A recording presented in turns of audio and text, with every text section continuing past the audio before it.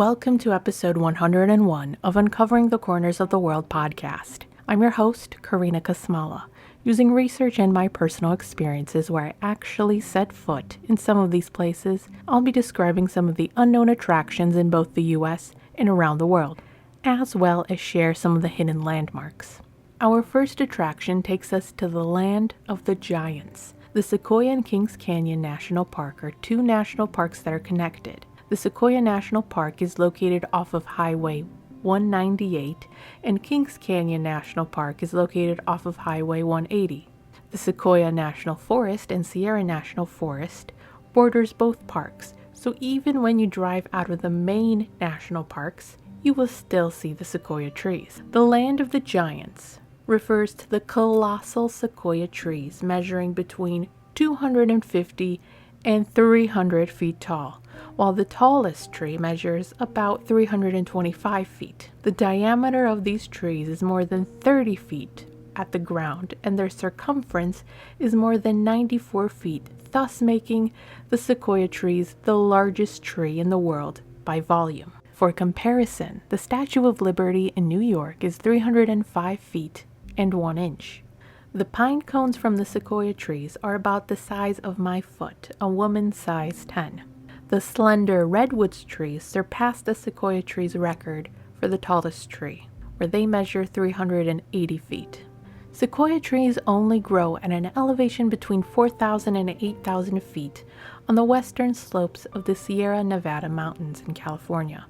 The giant forest between the Marble and Middle Forks of the Kauai River in Sequoia National Park is home to the largest sequoia tree grove. The dark, reddish-orange sequoia trees create a canopy over the winding road that runs throughout the park. These trees stand out against the gray and brown bark of the other trees. The General's Highway takes you to some of the main iconic sequoia trees, such as the largest sequoia tree in the park, which is General Sherman Tree. The General Sherman Tree has a trunk volume of 52,508 cubic feet and a height of 274.90 feet. The General Grant Tree is a little smaller, with a trunk size of 46,608 cubic feet and a height of 268.10 feet. The General Sherman Tree was named after General William Tecumseh Sherman, who served in the Union Army during the Civil War. A key figure in American history, General Sherman led armies through the South, through Georgia and the Carolinas. The General Grant Tree was named after Civil War General Ulysses S. Grant, who was also the 18th President of the United States. Sequoia trees are not only known for their impressive height. These trees have a rugged bark that is 18 inches thick and protects them against periodic fires. This bark also insulates the tree from the fire's heat.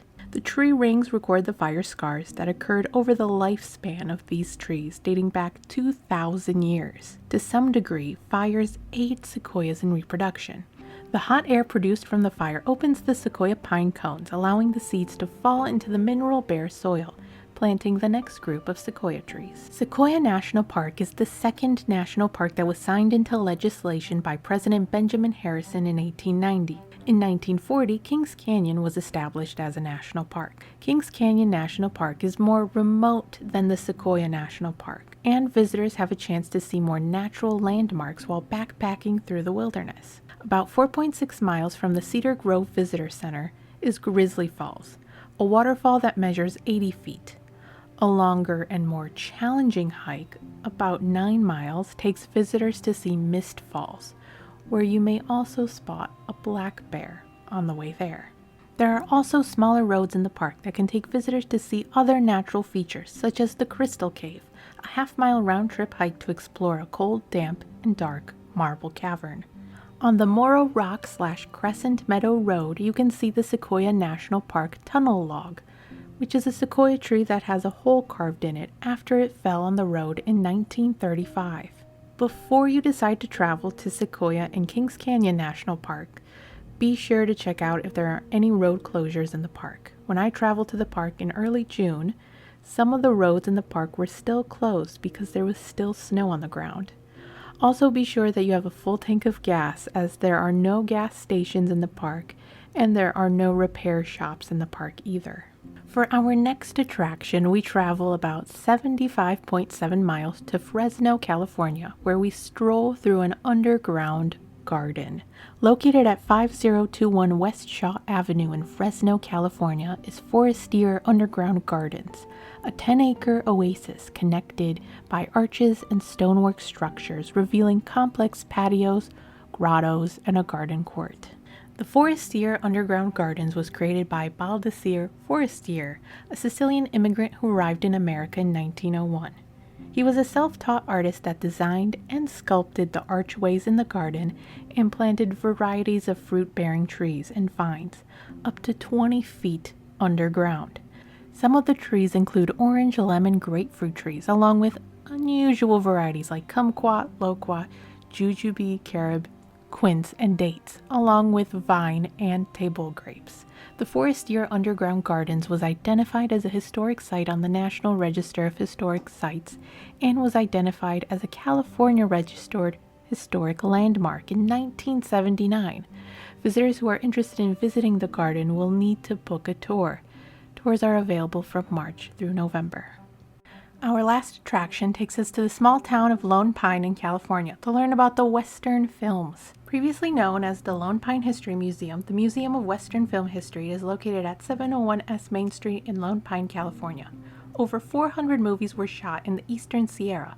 Most of the movies were Westerns. One movie that wasn't a Western was the 2008 film Iron Man from the Marvel Cinematic Universe, starring Robert Downey Jr. The scene with the ambush was filmed around the Alabama hills. The scene where Robert Downey Jr.'s character Tony Stark is rescued was shot at the Olancha Sand Dunes.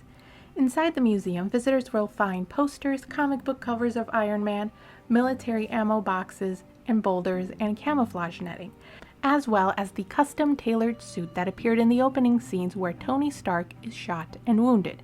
The museum also showcases the vintage camera car, a 1928 Lincoln, with the production number 49706 and a body type 10-1957.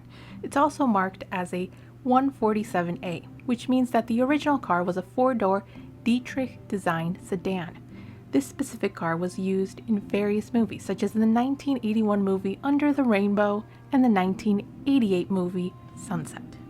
Thank you for listening to this week's episode. If you are considering exploring Sequoia and Kings Canyon National Park, be sure to visit the National Park Service website on Sequoia and Kings Canyon National Park and the website sequoiaparkconservancy.org. If you want to learn more about the Forestiere Underground Gardens, check out the website undergroundgardens.com. Lastly, to learn about the Museum of Western Film History, check out the website museumofwesternfilmhistory.org. Have a great week!